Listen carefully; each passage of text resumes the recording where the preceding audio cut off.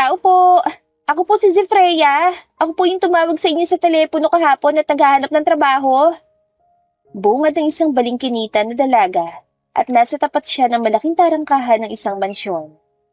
May daladalang backpack at traveling bag si Zefreya habang kinakalampag ang gate. Sinikap pa ng dalaga na tumingin sa loob kung may makikita ba siyang tao na maaari siyang pagbuksan sa mga oras na iyon. Sandali lang, iha! Sigaw na matandang babae at nagmamadali din itong makalapit sa gate. Malawak ang ngiti ni Zefreya nang pinagbuksan na siya ng ginang at nang tignan siya nito ay natulala pa nga sa kanya. Tila nakakita ng anghel ang matandang babae. Hello po, ako po ulit si Zefreya.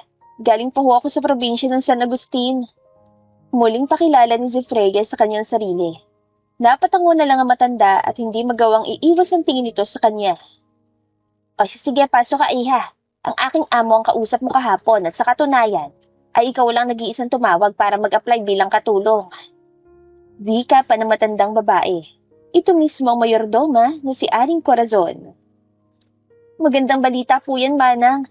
Kasi po for sure, tatanggapin na nila ako, di ba po? Masayang tanong ng dalaga at napailing si Aling Corazon dahil hindi niya iyon natitiyak. Hindi yun magandang balita, iha. Alam ng lahat kung gaano kasungit ang aming amo. Kaya kaunti lang ang nakukuha namin kasambahay. May iba nagre-resign na agad. Mahabang pahayag ng ginang at humaba pang kwento nito habang naglalakad na sila papasok sa loob ng mansyon. Sanay na si Zefreya Villaforte sa magagandang bahay, kaya hindi na siya namangha sa mga nakikita niya ngayon. Isa siya sa tagapagmana ng Villaforte Rancho. Mayaman din ang pamilya ni Zefreya at lahat ng mga luho niya ay nakukuha niya sa isang pitik lang. 3 silang magkakapatid.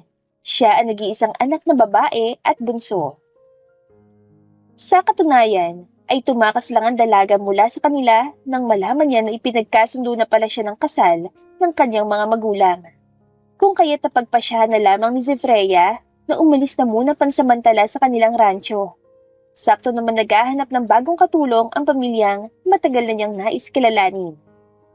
Sa malawak na salis ng pamilya de Guzman, ay naroon pala ang mag-anak. Nag-uusap-usap sila habang nagkakape. Palinga-linga naman sa paligid si Zefreya at hinahanap na niya ang isang lalaki. Isa sa dahilan kung bakit gusto niya magtrabaho siya sa pamilyang ito. Si Nicolo de Guzman ay isang mahusay na architect. Nakikita niya sa mga internet ang proyekto nito. Talagang humangalalo si Zefreya sa binata. Sa edad na 29 ay wala pa itong asawa o kahit man lang girlfriend. Ayon sa resources niya. Wala dito si Nicolo. Pagtataka ng dalaga dahil hindi niya makita ang binatang anak ng mag-asawang de Guzman. 18 years old noon si Zefreya. Sinubukan niya noon na magmaneho ng bago niyang sasakyan kahit pinagbabawalan pa siya ng kanyang ama. Nakasunod naman ang isang sasakyan kung saan nakasakay ang dalagita niyang alalay na si Lolita at ang personal niyang driver. Bumangga ang kotse ni Zefreya sa lumang warehouse. May nag-rescue sa kanya ng isang binata. Sa tansya ni Zefreya ay nasa edad 22 pa lamang ito. Help! Help, please! Hindi ako makaalis dito!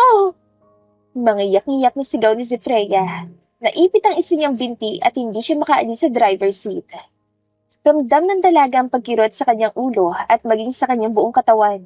Halos manlabo na rin ang paningin niya. Nang tila nawawala na ng pag-asa si Zefreya, at tatanggapin na sana niya ang kapalaran ng may marahan na tumapik sa kanyang pisngi upang magising ulit ang kanyang diwa. Miss, wake up! Miss, are you okay? Baritonong boses ng lalaki ang narinig ng dalaga. Pilit siya nitong ginigising. Help me, please.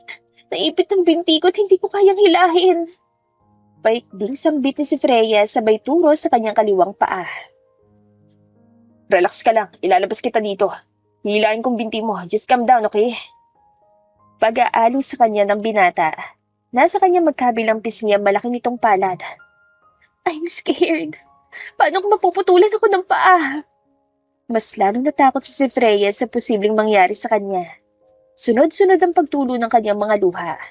Ayaw niya maputulan ng isang binti dahil iyon ang katapusan ng kanyang buhay. Miss, listen.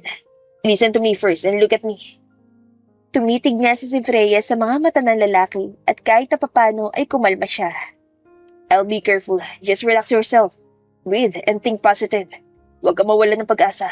Marami pang paraan and everything is gonna be okay. Malambing na sabi pa ng lalaki at napatango-tango na lamang ang dalaga. Sinikap ng binata na hilahin ang binti niya na may pag-iingat at impit na napahiyaw lang si Freya hanggang sa nagawa naman ito at walang sinayang na oras sa lalaki. Agad siya nitong inilabas sa kanyang sasakyan kasabay ng pagsabog nito. Pagkatapos ng trahedyang iyon ay nawala na ng malay si Freya. Subalit, nahila pala niya ang ID ng lalaki. Kaya nalaman niya ang buo nitong pangalan. 8 taon nang nakakaraan at last year lang nagkaroon ng lakas ng loob ang dalaga na hanapin ang kanyang tagapagligtas. Madali lang naman itong hanapin dahil kilalang pinakamayaman sa bansa ang pamilya nito. Si Nicolo de Guzman, ang savior ni Freya. Kaya gusto niyang tumanaw ng utang na loob, ang pagsilbihan ng binata at ang pamilya nito. Ikaw si Freya? Ano naman ang apelyido mo, iha? Seryosong tanong ni Senyora Abel, titig na titig din sa dalaga.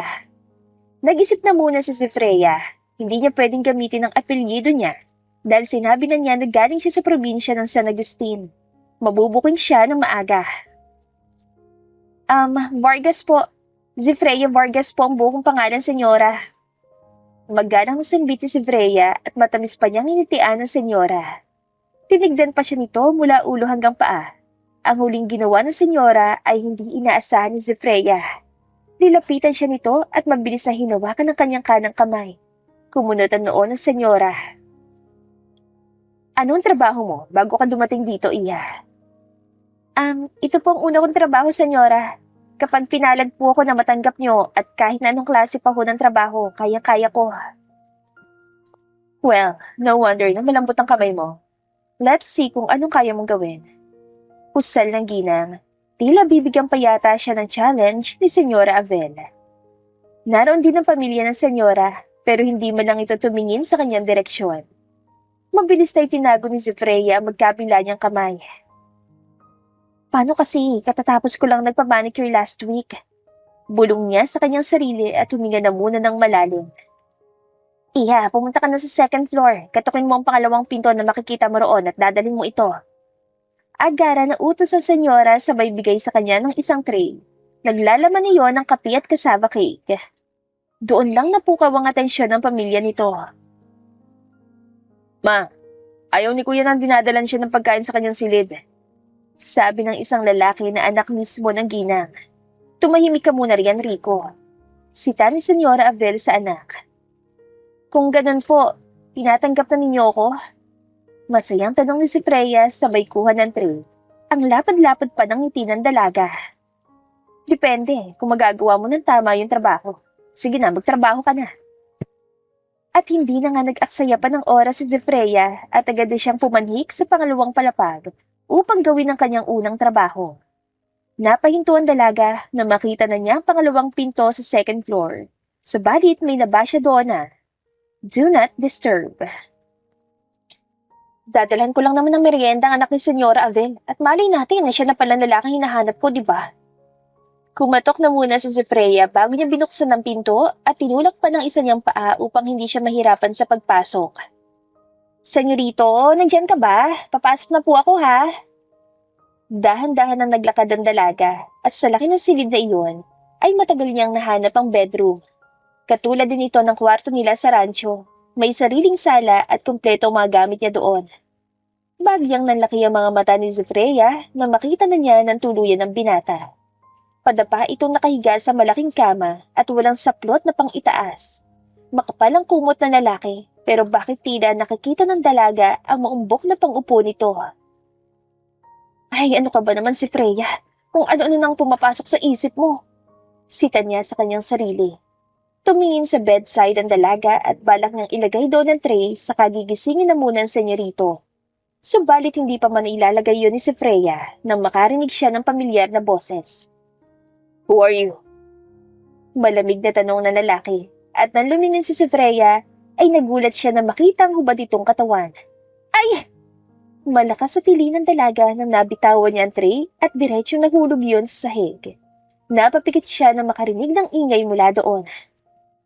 Stupid! Sino ka ba at basta ka nalang pumasok dito sa kwarto ko?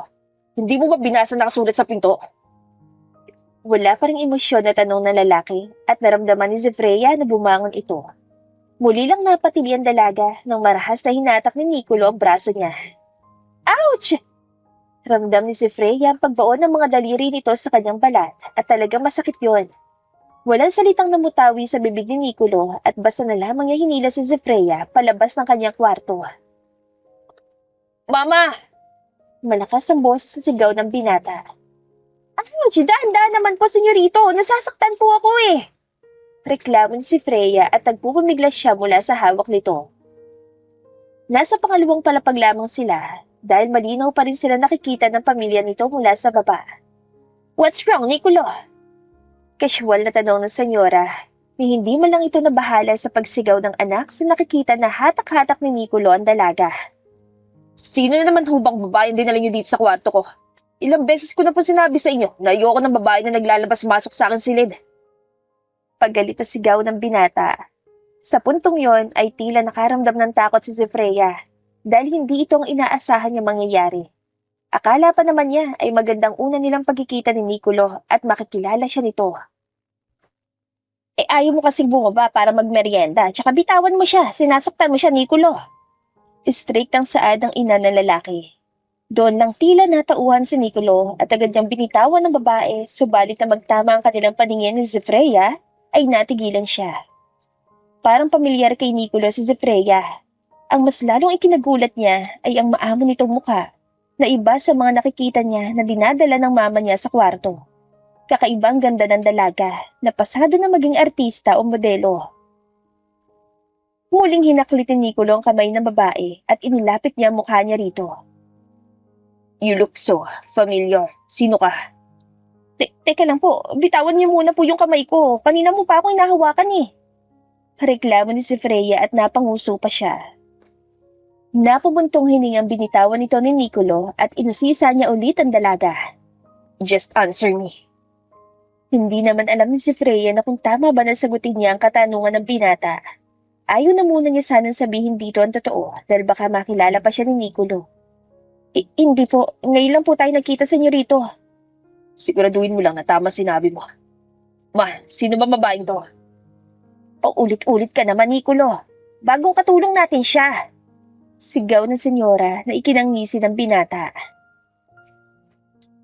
Ganun o ba? Palayasin niyo na ho siya, ma. Nagbasag lang naman sa loob ng kwarto ko yan. Unang araw pa lang niya, palpak na siya sa trabaho niya. Wala talagang kwenta. Malamig na sabi ni Nicolo at sa kanya tinalikuran si Zefreya. Naiwan na nakatulala na lamang ang dalaga, hindi niya inaasahan ang inasal ni Nicolo. Ang layo ng ugali na una niyang nakilala. Akala nga ni Zefreya ay mapapalayos na siya, pero parang natuwa pa sa nangyari ang senyora. Alam mo, Iha, hindi naman talaga ganyan ang panganay ko. Bugnutin lang siya pero mabait yan. Kaya simula ngayon, siya nang pagsisilbihan mo. Pakiusap sa kanya ni Senyora Abel at bakit tila nagdadalawang isip na si Zefreya. Ganon ho ba? Mabuti ho kung ganon. Sabi na lamang ng dalaga at awkward pa siyang umiti. Hinatid naman siya ng mayordoma sa kanyang magiging silid at magpahinga na muna raw siya. Nang nasa maid's quarter na si Zefreya ay sa kanya inilabas ang kanyang telepono at saglit niya lang itong binuksan upang makita kung meron siyang natanggap na mensahe mula sa kanyang ina. Unang pinakinggan ng dalaga ang voice message na natanggap niya mula sa mami niya. No, Zefreya, you can't do this. Bumalik ka sa bahay at alam ko na hindi mo kayang mabuhay sa labas na wala kami. Please, honey, umuwi ka na. Baka sa tono ng boses ng mami ni Zefreya ang pag-alala at halos maiyak na nga ito. Nag-voice message din si Zefreya upang kapanig-paniwala na nasa mabuti siyang kalagayan. Don't worry about me, ma'am. I'm gonna be okay. Just let me do this po, para din po sa sarili ko. Ayoko po na lagi ako nakadepende sa inyo ni Daddy. Dapat matuto rin po ako na maging independent and please, sabihin niyo po kay Daddy na huwag na niya ako ipakasal sa ibang lalaki. I promise, ma'am, na babalik po ako. Very, very soon po. I love you, ma'am and Daddy. Please take care. Bye. Agad ding pinatay ng dalagang kanyang telepono at humiga na sa maliit niyang kama. Napangiwi pa siya dahil hindi yun komportable, lalo na't malikot siyang matulog. Pero okay na to, kaysa naman wala akong mahihigaan. Mas masakit sa sahig, no? I can't even imagine na matutulog ako dyan. Magagalit si mami kapag nalaman niya na natutulog ako sa sahig. Naiiling na sa atin si Freya at napatingin na lamang siya sa kisame. Bakit kaya ganoon na lang kasuplado si Nico? Parang nagbago na agad siya. Sa bagay, 8 years na lumipas. Kinabukasan ay nagsimula na si Freya sa kanyang trabaho at inutusan na naman siya ng senyora na dalhan ng agahan ang suplado nitong anak. Here we go, si Freya. Sambit ng dalaga sa kanyang sarili at sinadya na niyang lakasan ang pagkatok sa pinto. Napangiwi na lang siya dahil nanakit ang kamay niya. Kumatok na po ako, senyorito, kaya papasok na rin po ako. Binuksan na nga ng dalaga ang pinto at nagtungo sa bedroom. Marahan lang ang paglalakad niya dahil baka madulas na naman sa kanyang kamay ang daladala niyang tray. Subalit paulit-ulit lang yatang mangyayari ang eksena kahapon. This time, inakabungguan na talaga ni si Freya si Nicolo. Tumama ang mukha niya sa matigas nitong dibdib at amoy na amoy ng dalaga ang pabango nito. Mariin na lamang na napapikit si Nicolo dahil sa pangalawang pagkakataon ay may nabasag na naman sa loob ng kanyang kwarto. Stupid! Inis na sermon ng binata kay Zefreya at dahil iba na ang kasuotan niya, ay natalsikan na siya ng bubog sa kanyang binti na mula sa nabasag na baso. Pumalaho agad ang iyak ang dalaga dahil sa kirot na naramdaman niya. Hindi naman kasi siya sanay na nasasaktan kahit maliit na sugat lang. Goodness, bakit bang clumsy mo, miss? Ang aga-aga, nagbabasag ka na naman. Humarang ka kasi sa daraanan ko, senyorito. Malamang sa malamang magiging clumsy ako niyan. At ngayon, ako pa sisisihin mo. Hindi ka kasi tumitingin sa dinaraanan mo. Tumitingin naman ako Ikaw lang to hindi nagbigidan sa akin at hindi ka umiwas gayon nakikita mo na may dala akong tray. Matapang sigaw ulit si Freya at dahil naghalo-halo ang emosyon niya, ay hindi na niya napigilan pa na hampas-hampasin ang dibdib ni Nicolo dahilan na napakunutan noon ito.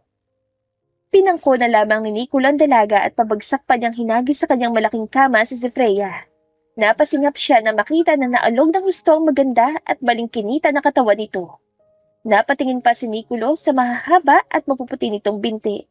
Napaiwas siya ng tingin dahil litaw na litaw yon. Bakit tila sobrang ikli ng kasuotan ng dalaga? Dapat kahapon ka pa pinalayas ni Mami. Hindi mo pa magawa ng tamang trabaho mo. Sermon na naman ni Nicolo at umiiyak pa rin si Freya na ngayon ay dahan-dahan ng bumangon. Napatingin pa sa binti nitong may sugat. Gitnang hindi makatingin ng binata sa ayos ngayon ni Freya.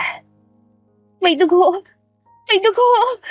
Nagtatarantang sigaw ni Freya at nang makita ni Nicolo ang sunod-sunod na pagpatak ng mga luha nito, ay tila nakaramdam naman siya ng kirot sa kanyang dibdib. Marahas na napasabunot na lamang si Nicolo at nagtungo sa banyo upang kunin ang first aid kit.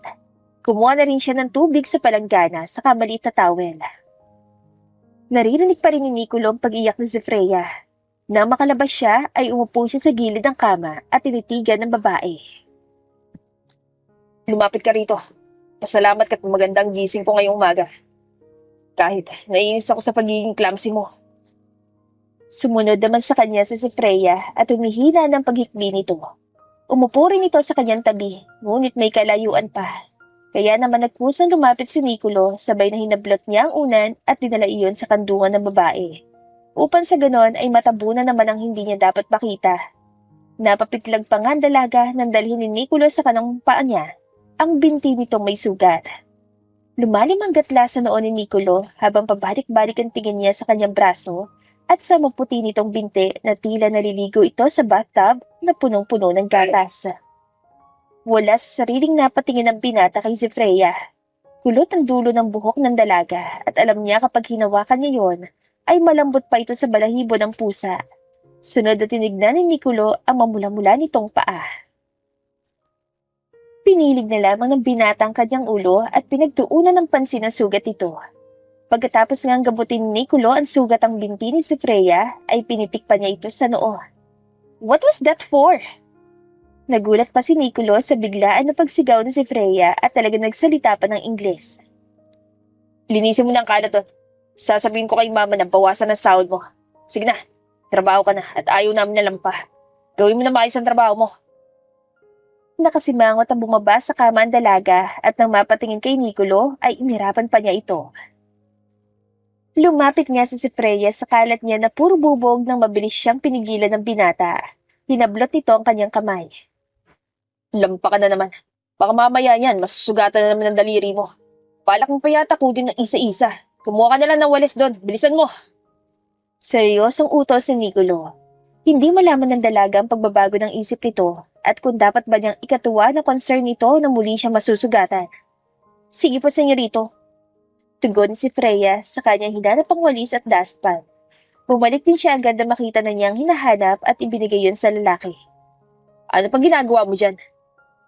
Tutulong ako, senyorito. Sinabi ko bang tumulong ka? Ano pang gagawin ko kung hindi ako tutulong sa inyo?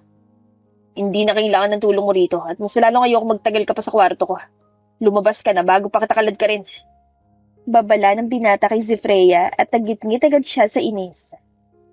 Pwede mo naman akong pagsabihan nang hindi mo ako binabantan at saka, maging mabait ka naman kahit konti lang.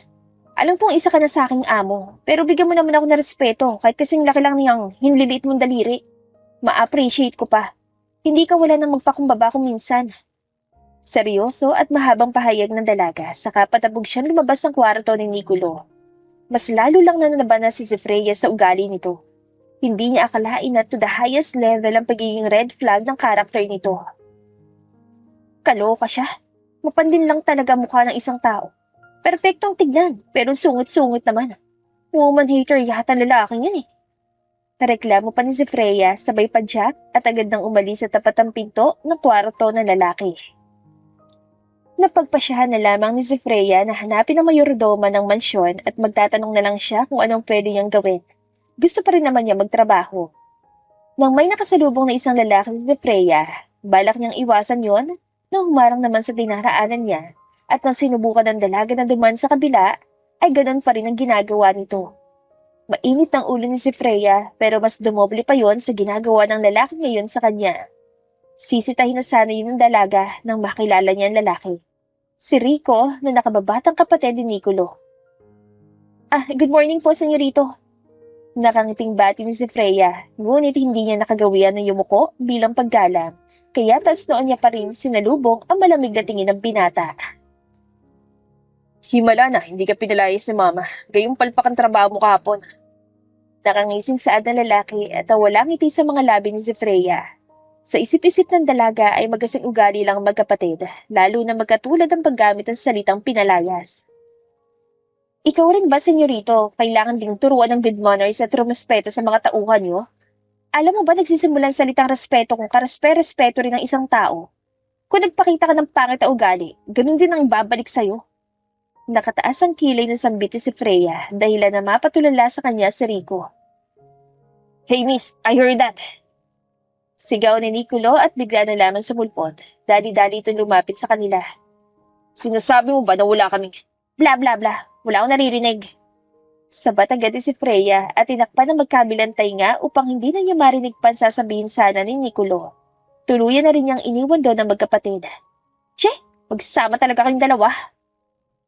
Nagkatingi na naman ang magkapatid na sina Nicolo at Rico. Napakamot pa sa batok nito ang nakababatang kapatid.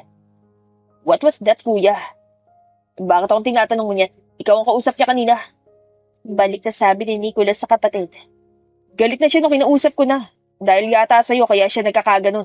Anong ginawa mo sa kanya, kuya? Pulang-pulang magkabilang pisngi niya. Halatang galit. Wala akong ginawa sa babaeng yan. Lalampa-lampa pero siya pang mainit ang ulo. Oh, sandali lang, kuya. Bagong ekspresyon niya nakikita ko sa iyo Yung ko lang nakita yan. Galit ka na parang hindi.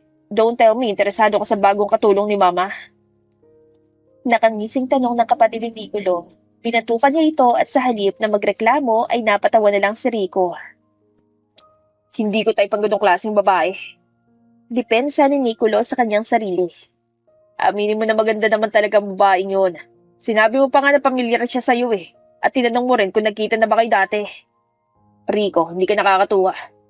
Mariin saad ang binata sa kapatid at marahan na itinulak ito. Natatawang umalis na lang ito at nag-thumbs up pa nga sa kanya.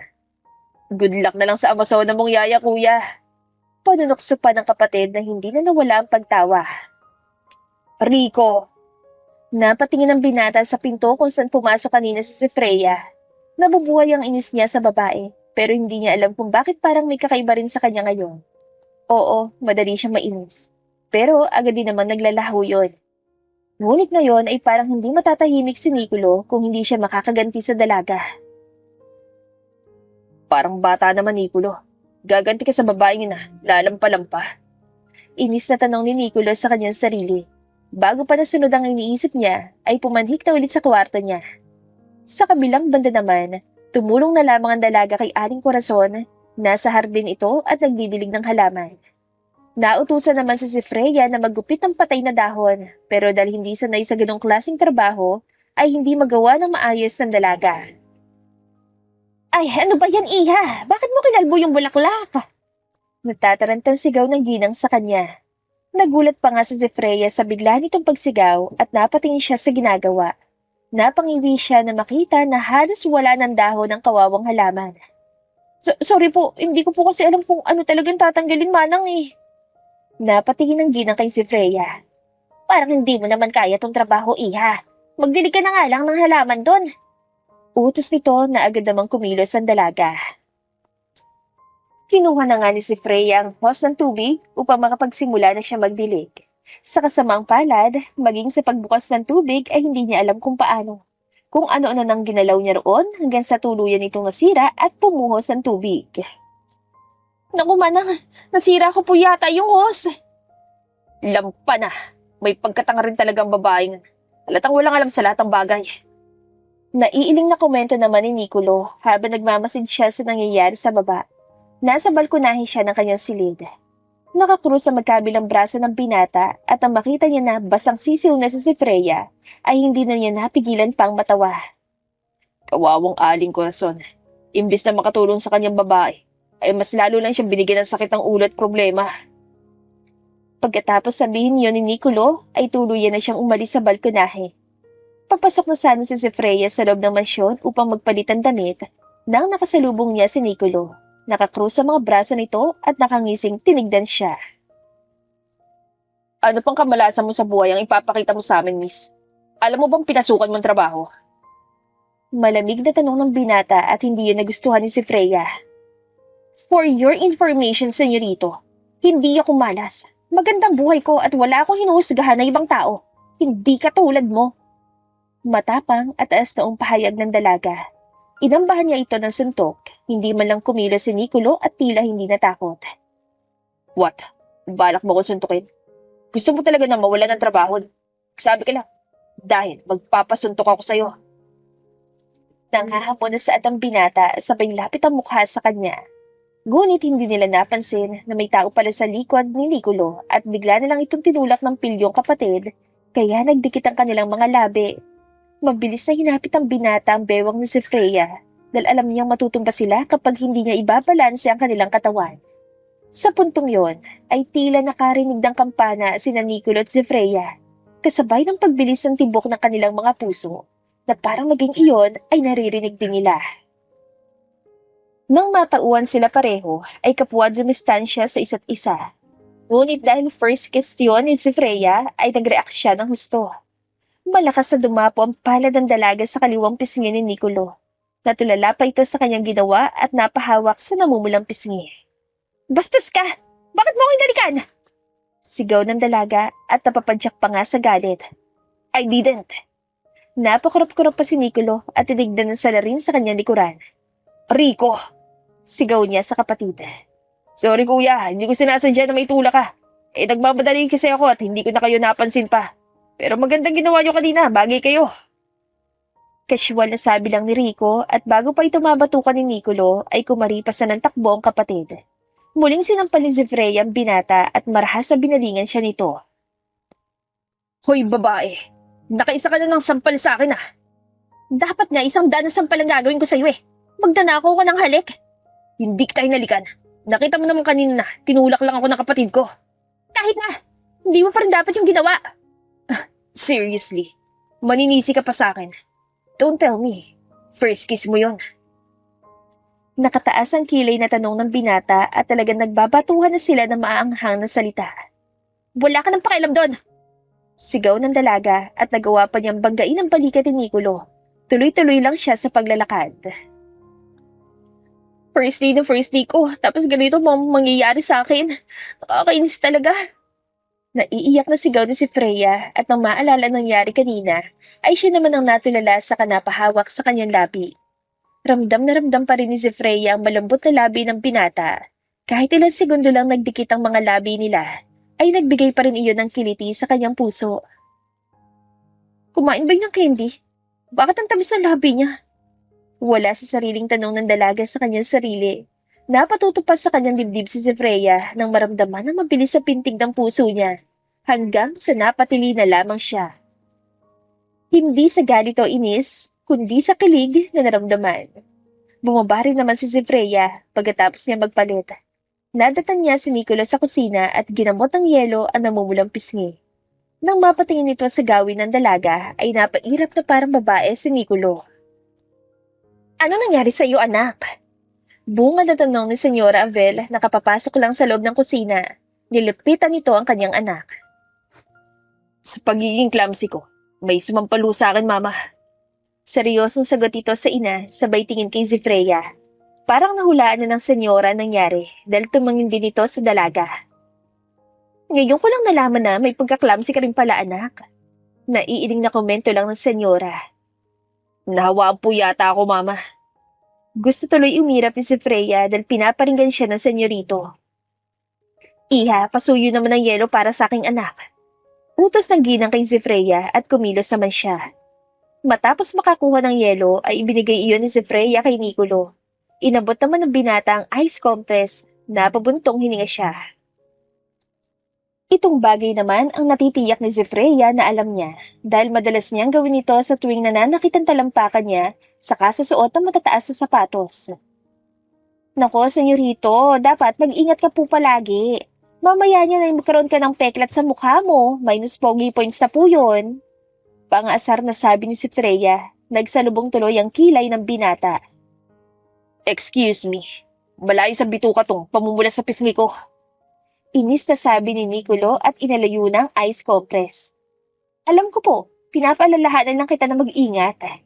Ikaw ang mag-ingat sa kalampahan mo. Opo, lagi ko pong tatandaan yan. Masunuring sa si Freya na ikinainis lalo ng binata. Hindi nakapagpigil si Nicolo. Tumayo siya at pinisil ng mariin ang malambot na pisngi ng dalaga. Ouch!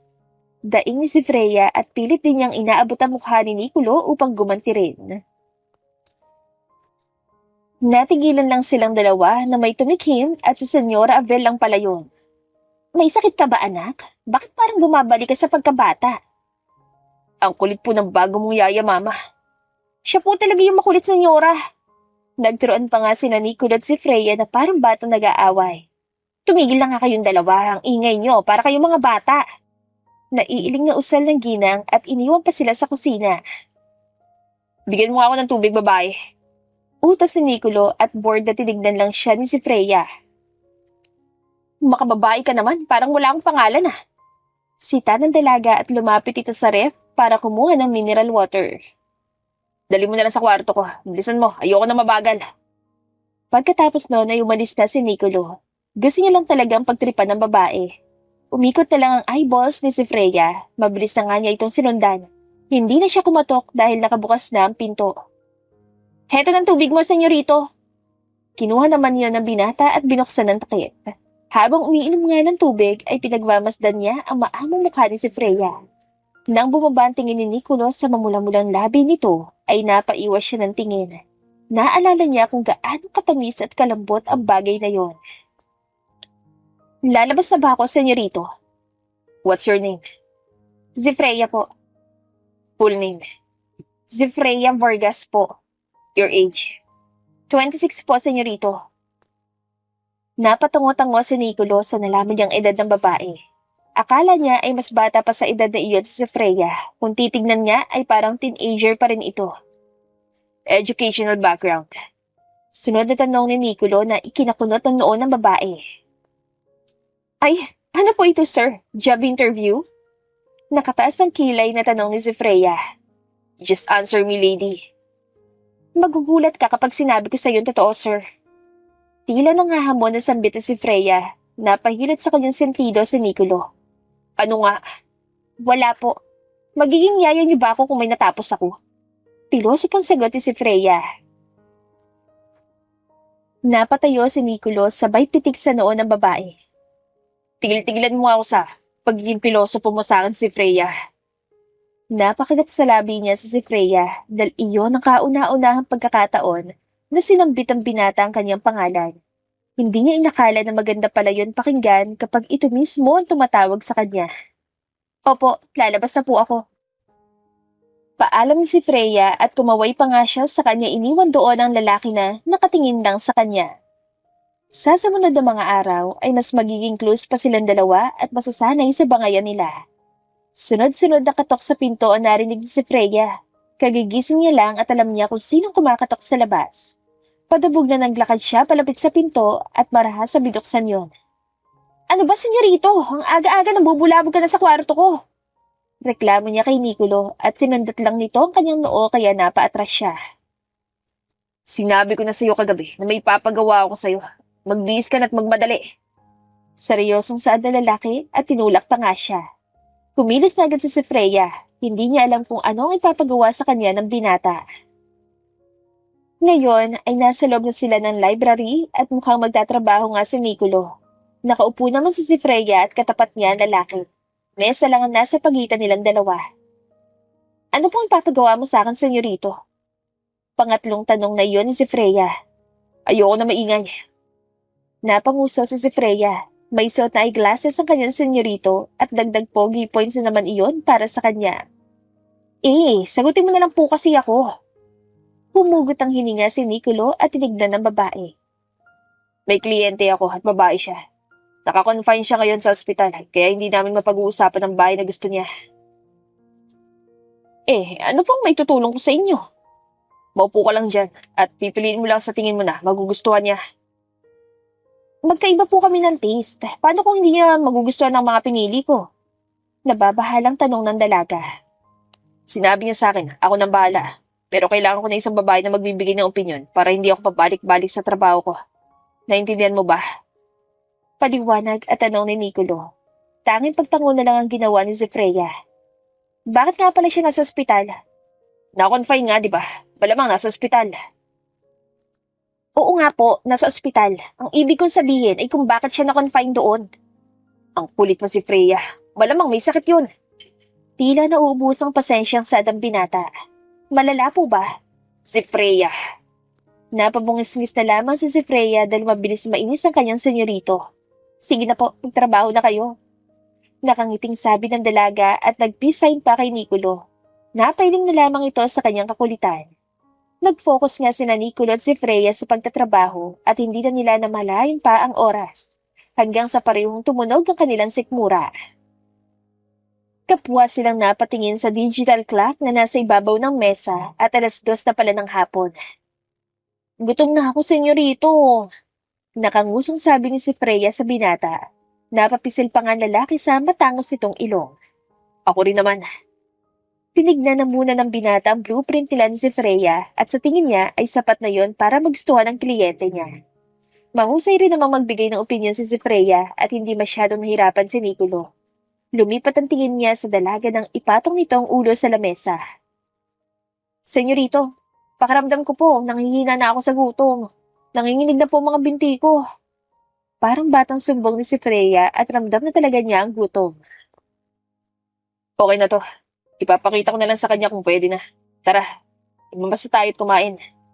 Anyaya ng binata sa kanya at agad nang tumayo si Freya. Nang makarating sila sa kusina at magpapahanda pa lang sana si Nicolo ng pagkain nang sinabi ng kanilang kasambahay na wala nang natirang pananghalian. Alam niyo naman po nagtatrabaho ko dito sa bahay, ma. Bumaba ka kasi sa oras ng pananghalian, hindi yung magkukulong ka sa library. Bali walang sambit ni Senyora Avel. Ma naman. Magluto na lang kayo, mabilis lang yan. Sabi lang ng kanyang ina at hinayaan sila sa kusina. Nagkatinginan pa sila Nicolo at si Freya, umiling ang dalaga. Huwag mo kong utusan, senyorito. Hindi po ako magaling magluto. Bumuntong hininga si Nicolo. Kahit magaling ka, sa tingin ko, hindi mo na rin kaya magluto pa. Tingnan mo nga mukha mo, namumutla ka na si Freya. Hindi alam ni si Freya kung bakit nakita niya na parang nag-aalala na rin sa kanya ang senyorito. Maupo ka na lang dyan.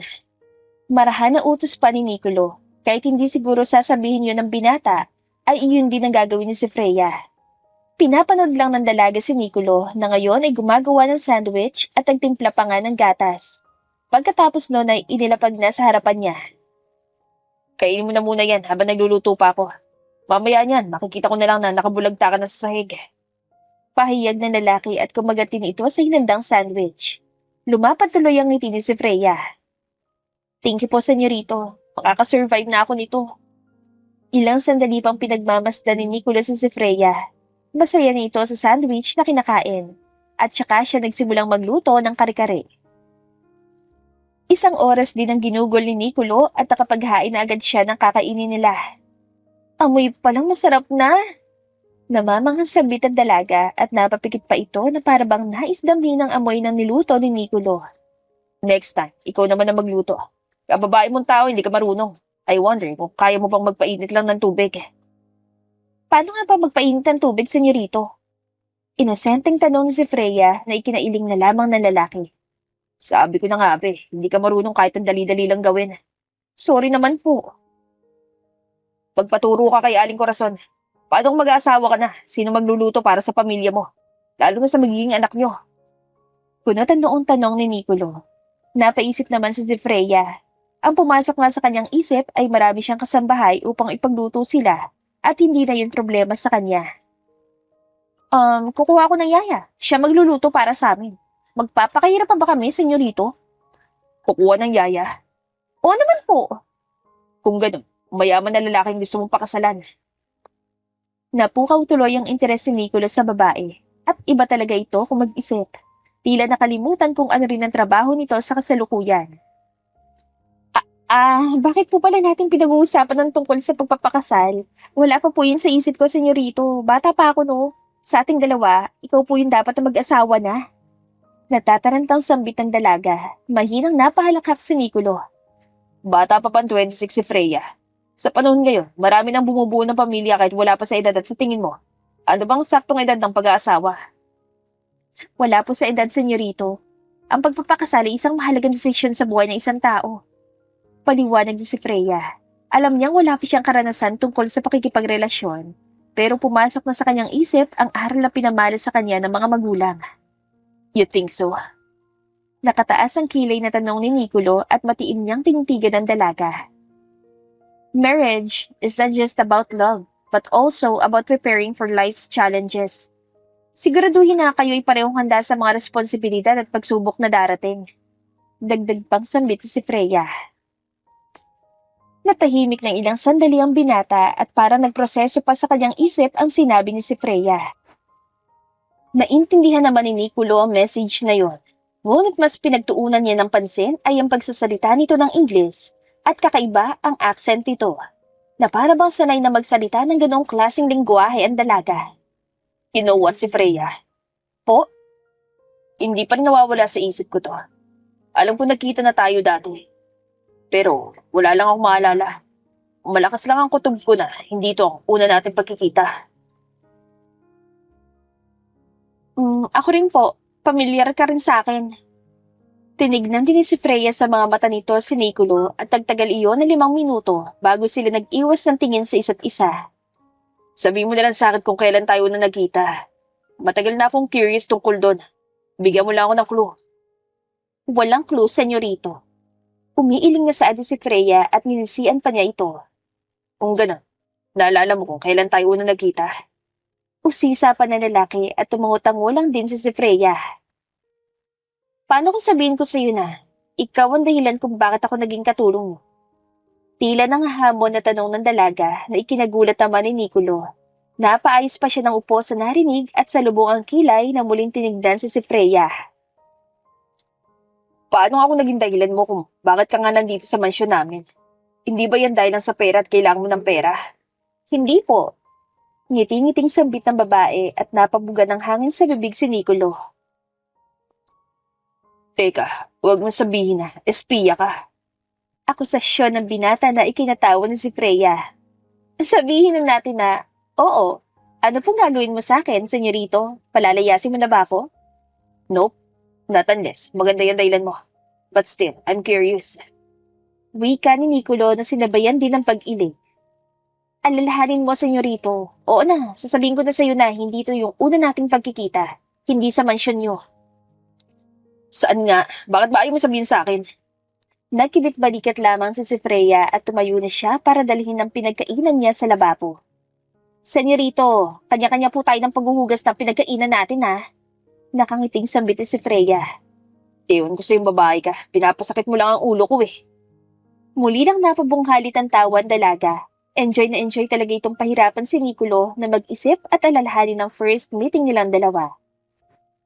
Hindi nga nabigo si Nicolo dahil nagustuhan ng kliyente niya ang layout ng bahay nito at wala pa man daw ay excited na ang babae.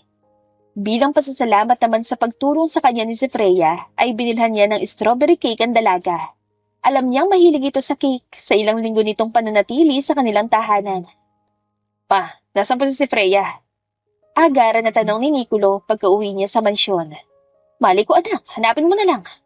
May pagkamasungit na sagot lang ni Senyora Abel sa anak. Humalik lang sa pisngi nito si Nicolo at hinanap na niya ang dalaga. Sa kung saan na niya hinanap ang babae at parang kinakabahan na si Nicolo nang hindi niya makita si Freya. Hanggang sa makarinig siya ng tugtog ng piano na nagmumula sa music room.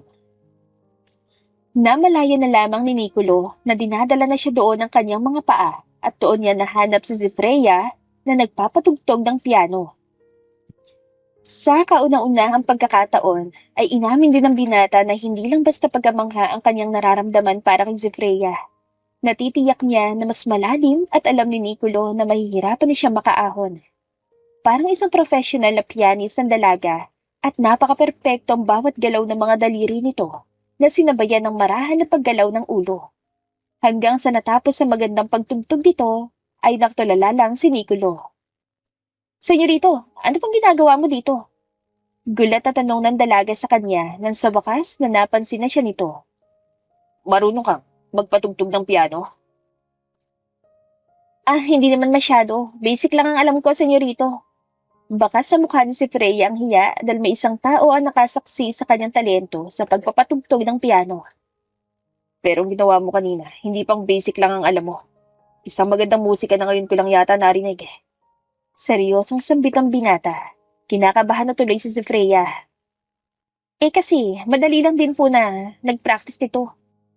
Pagdadahilan pa ni si Freya, professional din na nagturo sa kanya dahil bata pa lamang siya ay gustong-gusto na niyang matuto sa piano keyboard.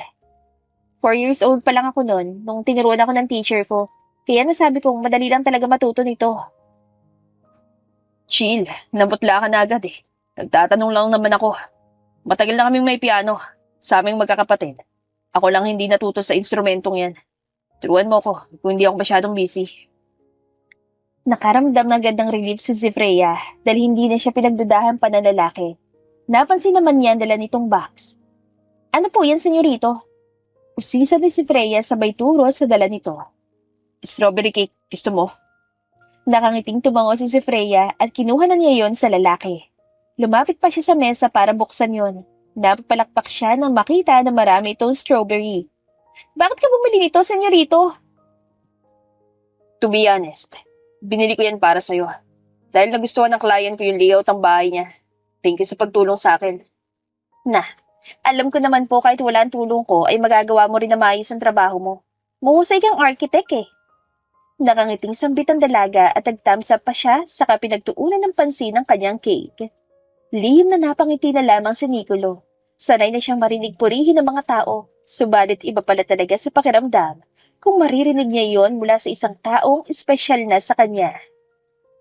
Ayaw mo ba akong hatian sa dala ko, si Freya? Siyempre, share po tayo senyorito. Hindi po ako madamot, no? Sa rancho naman ng mga Villanueva, wala pa rin tigil sa paghahanap sa kanilang unika iha ang mag-asawa at walang araw na hindi nag-aaway ang mga ito. This is your fault, Jules. Kung hindi ka nakipagkasundo sa pamilya ng kaibigan mo, edi sana nandito pang anak ko. Umiiyak na sigaw ni Senyora Freya at ilang beses na itong napahawak sa kanyang dibdib. Ma'am, calm down. Mahanap pa rin natin si Bunso. Sinabi naman po niya na maayos naman ang kalagayan niya kung nasaan man siya ngayon. Pag-aalo naman ang nakatatandang kapatid ni si Freya na si Zayden at hinahaplos ang likuran ng kanyang ina. Iyon na nga, Zayden. Hindi pa rin natin alam kung nasaan ang kapatid mo. Hindi ako mapapanatag hanggat hindi ko nakakita si Freya. Zeus, hanapin mo ang anak ko ngayon din. Inahanap na namin, mahal. Pwede bang huminahon ka muna? Kalmado ang sambitan daddy ni Freya. Ma'am, hindi naman po kami tumitigil sa paghahanap kay Bunso. Please, kumalma na muna po kayo.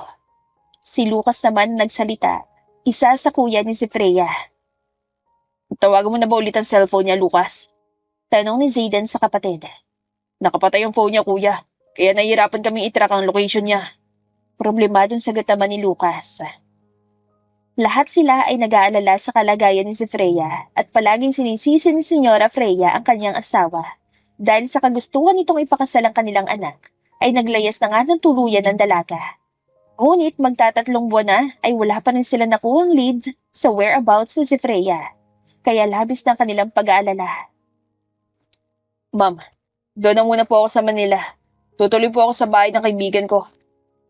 Paalam ni Zayden sa ina. Lucas, ikaw na muna bahala rito sa rancho. Sumang-ayon naman agad si Lucas sa nakatatanda niyang kapatid. Samantala, yayayain sana ni Nicolo si Freya upang lumabas at balak niyang sabihin sa dalaga ang tunay niyang nararamdaman. Freya, tawag ni Nicolo at nang wala siya narinig na sumasagot, ay binuksan niya ang pinto ng maid's quarter. Nagtaka ang binata dahil wala sa loob si Freya. Nasaan ang babaeng yun? Tuluyang pumasok sa loob si Nicolo at umupo sa maliit na kama. Napatingin pa siya sa bedside table kung saan makikita ang mga gamit ng babae. Kumunot ang kanyang noo na makita na purong mamahali ng mga yon.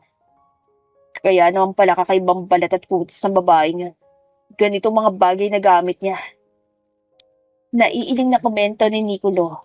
Akma na siyang aalis sa kwartong yon nang may mahagip ang kanyang mga mata. Isang pamilyar na ID. Sa akin to Paano naman napunta sa kanyang ID ko? Lumabas na si Nicolo sa maid's quarter para kumpirmahin ang kanyang ID. Kahit sa kanya naman talaga yon dahil nandito ang pangalan niya at litrato. Nakasalubong pa ni Nicolo ang kanyang ina na tila abala na naman ang ginang. Anak, tumawag pala kanina ang matalik mong kaibigan. Dito na muna raw siya mananatili pansamantala. May problema yata sa kanilang rancho. Pahayag ng mama niya. Si Zayden po ma? Pagkumpirma ni Nicolo sa kaibigan na darating. Oo, si Zayden. Teka, ano yung hawak mo? Pagtataka ng ginang at kinuha nito ang identification card ng kanyang anak. Bakit nasa iyo pa rin ito? Ano bang ibig niyo sabihin, ma? Sa akin po ito, di ba? Oo, sa'yo nga to, Nicolo. Pero hindi ba matagal mo na itong naiwala? Nasa last year ka na ng college noon, pero nangangailangan ka pa rin ng ID. Nakiusap ka sa akin na magpagawa ulit ng ID dahil sabi mo naiwala mo. Kaya bakit hawak mo pa rin ito hanggang ngayon? Kopya na lang kasi ang nakuha ko dati. Naiwala ko po ito. Naguguluhan na tanong ni Nicolo. Parang ang labo na ng alaalang yon kaya hindi na siya sigurado pa. Basta naalala ko, kagagaling mo lang noon sa hospital, anak. Ano naman pong ginagawa ko sa ospital, ma? Ano ka ba namang bata ka? Ikaw tong mas bata sa ating dalawa, kaya ikaw ang dapat na nakakaalala nun, anak. Galing ka sa ospital dahil may na-encounter kang aksidente. Hindi literal na ikaw. Sabi mo isang babae ang iniligtas mo noon bago pa man sumabog ang sasakyan. Alalang-alala nga ako nun sa'yo dahil akala ko ikaw ang aksidente. Sa paliwanag ng mama ni Nicolo ay doon niya lang naaalala ang nangyari 8 years ago. Tama nga ang kanyang ina. Isang babae ang iniligtas niya noon. Napatingin si Nicolo sa babaeng kanina pa niyang hinahanap at ngayon ay mabagal na naglalakad patungo sa kanila. Napakurap-kurap na lamang ang binata dahil ang babaeng yon ay kamukhang-kamukha ni si Freya. Ikaw ang babaeng na aksidente 8 years ago. Yung naipit ang isa mong binte, tama? Agad na tanong ni Nicolo kay si Freya nang makalapit na ito sa kanila. Nagulat naman ang babae. Ikaw yon. At kaya napunta tong ID ko dahil tama ako na ikaw ang babaeng inilabas ko nun sa kotse mo, di ba? Naalala mo na? Tanong ng dalaga at nagliring na wala ang pagkabahala nito. Halos mamatay sa pag-alala sa'yo nun ng kasama mong babae at driver mo. Pero teka lang, sa pagkakaalala ko, ay mayaman ka. Hindi po ako mayaman. Nakakotse ka nun. Masama magsinungaling si Freya. Seryosong sambit ni Nicolo at wala na yatang choice si Freya kundi ang magsabi ng totoo. Wait, taga San Agustin ka. Alam mo na may Villanueva Rancho doon, tama? Usisa ni Nicolo na ikinatango ni si Freya. Actually, Villanueva po talaga ang apelyido ko. Ang Vargas po ay pangalan yun ng pamilya ng mami ko. Pag-amin ni si Freya sa katotohanan. Wala naman na siyang dahilan pa upang ilihim ang totoo niyang pagkatao. Oras na rin siguro para bumalik siya sa kanilang rancho. Isa kang Villanueva. Magkasabay na tanong na mag-inang sina Nicolo at Senyora Avel. Dahan-dahang napatango ang dalaga. Kung ganon, kilala mo si Zayden Villanueva? Kuya ko po siya, senyorito. Nahihiyang sagot ni si Freya sa bayuko at pinaglalaruan na niya ang kanyang kuko. Kuya, nandito na po si Zayden. Sulpot naman ng kapatid ni Nicolo na si Rico. Kasama nito ang matalik na kaibigan niya at ang nakatatandang kapatid ni si Freya. Good afternoon po, Tita Avel. Magalang na bati pa ni Zayden at parang bumagal pa takbo ng oras na magtagpong paningin nila ni si Freya. Nanlaki agad ang mga mata ng lalaki. Si Freya? Agad namang napatayo si Freya. Kuya, sorry. Why? What are you doing here? At bakit nakasunod ka pa ng ganyan? Sunod-sunod na tanong ni Zayden sa kapatid at nilapitan niya ito. Hinawakan sa magkabilang balikat. Kuya, halos maiyak na nga si Freya. Kuya, magpapaliwanag po ako. Hindi mo ba alam na kung gaano kami nag-alala sa'yo? Si Freya, 3 buwan. 3 buwan ka na namin hinahanap at palagi na lang nagkakasakit si Mommy dahil sa pag-alala niya sa'yo. Nang makita naman si Nicolo ang takot sa mukha ng babae, ay hinawakan niya sa balikat ang kaibigan. Bro, minahon ka. Natatakot na sa'yo ang kapatid mo. Pwede naman natin pag-usapan ang totoong nangyari kung bakit siya nasa pudar namin. Sabi ni Nicolo kay Zayden. Natauhan naman si Zayden at nang makita na umiiyak ng kanyang kapatid, ay hinila niya ito upang yakapin. Sorry, bunso. Hindi ko sinasadyang pagtaasan ka ng boses. Hindi ko lang napigilan ang sarili ko. Sorry na, tumahan ka na. Hindi naman ako galit sa'yo. Mababa na ang tono ni Zayden kung kaya tumigil na rin sa pag-iyak si Freya. Kitang-kita naman ni Nicolo kung gaano kamahal ng kaibigan niya ang kapatid nito sa kabila ng ginawa ng dalaga. Napag-alaman nilang naglayas nga si Freya sa kadahilan na ipapakasal daw ito sa lalaking hindi naman ito mahal. Kumusta naman ang kapatid ko, Nick? Hindi niya ba pinapasakit ang ulo niyo? Tanong ni Zayden kay Nicolo habang nasa balkonahe sila ng mansyon.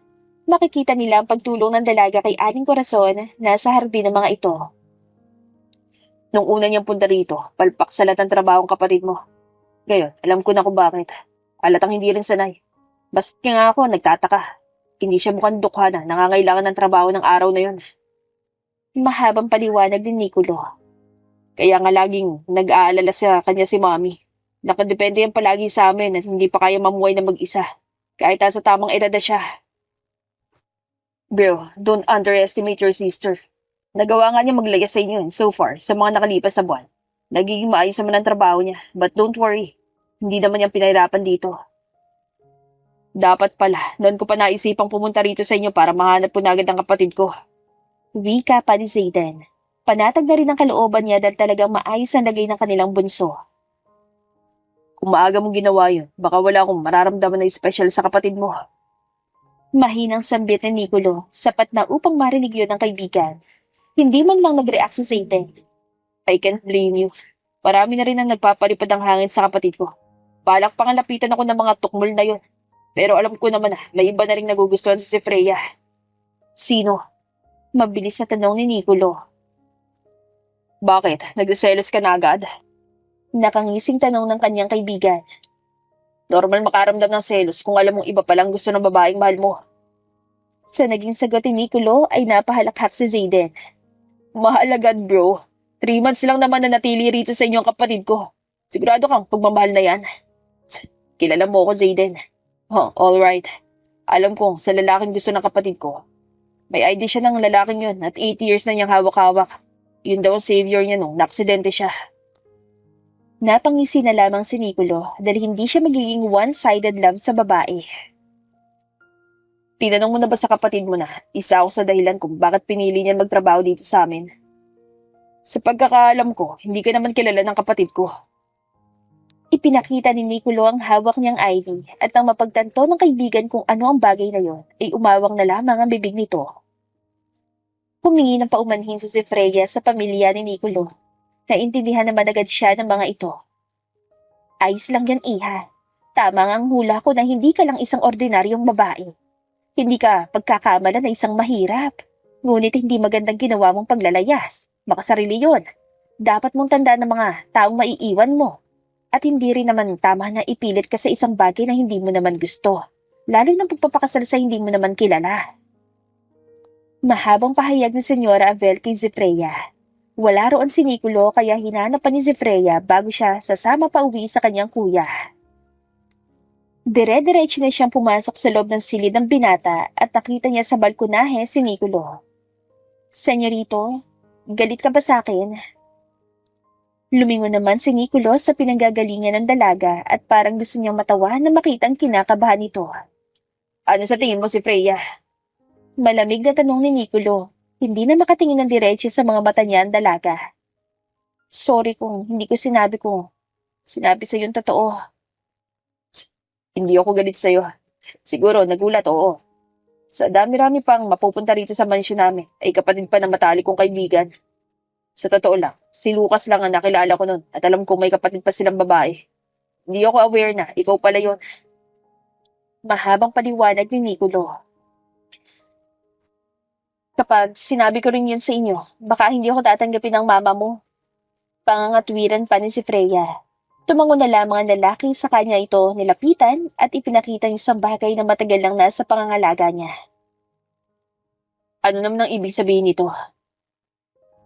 Iyan ang palatandaan ko na iniligtas mo ko noon. Akin na to ha. Nakangiting sadi si Freya at kinuha na niya ang ID card nito. Tapos, anong dahilan kung bakit pinili mo na pupunta rito sa amin? Tumatanaw lang ako ng utang na loob dahil kung hindi mo ko niligtas noon, baka wala na ako ngayon sa harapan mo. I don't think so. I heard from your brother kung gaano ka raw kasakit ng ulo sa kanila. At saka may sinabi rin sa akin ng kuya mo. Oh, shut up.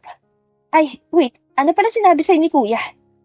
Curious na tanong ni si Freya at napatras siya nang humakbang palapit sa kanya si Nicolo. Ang tungkol sa lalaking gusto mo? Nakangising sagot ng binata sabay hapit sa kanyang bewang. Nanlalaki tuloy ang mga mata ni si Freya at higit na lumakas ang kabog sa kanyang dibdib. Senyorito. I like you. Oh no, I think I'm falling in love with you, si Freya. Hindi po nakakatuwa yung biro na yan, senyorito. Alam ko. Bago pa matapos si Freya ang pangungusap niya, ay mabilis nang inangkin ng binata ang mga labi niya. Napakapit na lamang sa balikat ni Nicolo si Freya at kalaunan ay kusa siyang tubugon sa mga halik nito. Natapos ang halik na yon ng ilang minuto at kapwa nilang habol-habol ang hininga. Napapikit na lamang si Freya nang hinalikan siya sa noo ni Nicolo. For now, sumama ka muna sa kuya mo. I promise na dadalawin kita sa rancho niyo. Pangako ng lalaki sa kanya at saka siya nito niyakap. Nangingiting isinandali si Freya ang kanyang pisngi sa matigas nitong dibdib. Hindi akalain ng dalaga na darating pala ang ganitong eksena na pwedeng-pwede niyang yakapin ng isang lalaki na matagal na niyang minamahal. Promise na pupuntahan mo ako doon? Pakiusap ni si Freya. Tumango lang ang binata at muli pa siyang hinalikan sa noo. I promise. Sumama na nga si Freya sa kanyang kuya at sa labas pa lang ay nakaabang na ang kanilang mga magulang at si Lucas. Honey! Umiiyak na tawag ni Senyora Freya sa kanyang anak at mahigpit niya itong niyakap. Kumusta po, Mami? Sorry po ha. Anak naman, gusto mo yatang mamatay ako ng maaga. Umiiyak na tanong ng mami ni si Freya. Of course not, ma'am. I love you po. Sorry po sa ginawa ko. Dad, Kuya Lucas, sorry po. It's okay, honey. Ang mahalaga ay nakauwi ka na. Sorry din kung pinapangunahan ka ni Daddy. Gusto ko lang naman na i-secure ang magiging buhay mo kapag nawala kami ng mami mo at hindi sa lahat ng pagkakataon ay nasa tabi mo palagi ang mga kuya mo. Katulad mo ay magiging abala rin sila sa kanilang pamilya. Sambit naman ng daddy ni si Freya at yumakap din ito sa kanya. Naging panatag na nga ang pamilyang Villanueva dahil nakauwi ng kanilang unika iha. Ikinuwento na lamang ng dalaga nangyari sa kanya sa nakalipas na 3 buwan. Isang linggo pang lumipas saka nakabisita si Nicolo sa rancho ng Villanueva at nagulat pa ang mga ito dahil kasama niya ang buong pamilya upang mamanhikan. Ang bilis naman! Akala ko ba magsisimula ka palang naman ligaw? Gulat na tanong ni si Freya. Napagpasyahan na lamang nila ang maglakad-lakad sa labas. Maaliwalas kasi ang panahon at presko ang hangin na tila humahaplos sa kanilang balat. Nililipad din ang hangin ng buhok ng dalaga. Well, pwede naman kitang ligawan kahit mag-asawa na tayo. Nakangiting sambit ni Nicolo. Mag-asawa agad? Nicolo, hindi ka ba nabibigla sa desisyon mong yan? Seryoso na ako sa si Freya. Ikaw rin naman, di ba? Oo naman. Kung hindi ako seryoso, hindi ikaw ang una ko naisip nung naglayas ako dito sa amin. Isa pa, dahil sa'yo, nagkaroon din ako ng lakas ng loob, no? Thank you, si Freya. Matapos sabihin niyo ni Nicolo, ay hinarap niya ang dalaga. Ikinulong ng mga palad niyang pisingin nito sa kakinintala ng halik sa labi. 3 buwan pang lumipas ay saka sila na ikasal. Siyempre, hindi pumayag ang mga magulang ni si Freya na ikasal sila agad. Nais nila ni sulitin na muna ang pagiging magkasintahan nila. Matulin lumipas ang araw. Ngayon nga ay may panganay na sila. Babae na pinangalanan nilang Zara. Pangalawa sa 6 na buwan na pinagbubuntis pa ni si Freya. Alam na nila ang gender ng baby nila. Lalaki ang magiging bunso nila. Dada, turuan niyo po akong mga bayo ha, Dada? Pangungulit na 5 taong gulang nilang anak na si Zara. Nasa rancho sila sa mga oras na yon. Mas mahusay mga bayong mami mo kaysa sa akin, anak. Pero tuturuan ka ni Dada. Nakangiting sa ading Nicola sa anak at hinalikan niya ang ibabaw ng ulo nito. Nasa tabi rin ni Nicolo ang pinakamamahal niyang asawa ni si Freya. Hinahaplos ito ang malaking umpok ng tiyan, isa sa pinakapaboritong panoorin ni Nicolo. Yay! Thank you po, Dada! Masayang tugon ng bubuit at napapalakpak pa nga. Nang mapatingin nito sa mami niya, ay humawak pa sa tiyan. Tapos ako po magtuturo sa baby natin, Dada, ha, Mommy? Oo naman, anak. Kapag magaling ka ng mga bayo, ikaw magtuturo sa baby Nicolas natin. Sambit naman niya. Si Nicolo naman ay inakbayan ng asawa at humalik din siya sa sentido nito. Masaya at kontento na siya sa buhay niya ngayon, kasama ang sarili niyang pamilya. Dati nang pinagbuklod ng tadhana si Nicolo at si Freya, sa mga oras na yon ay hindi pa ang tamang panahon upang sila ay magsama dahil binigyan lang sila ng isang dahilan upang mahanap din nila ulit ang isa't isa. Ang pag-ibig ay maaaring ihambing sa isang bulaklak. Kapag hindi pa ito ang tamang oras para mamulaklak, ay hindi pa makikita ang tunay na ganda nito. Katulad din ng pag-ibig na maaaring natutulog pa at hindi pa lubos na nararamdaman ng dalawang tao. Pero kapag dumating na ang tamang oras, ang ganda ng pag-ibig ay lubos na makikita at mararamdaman. At dito na po nagtatapos ang ating kwentong pag-ibig. Maraming salamat po sa pakikinig. To God be the highest glory. Hanggang sa muli. Paalam!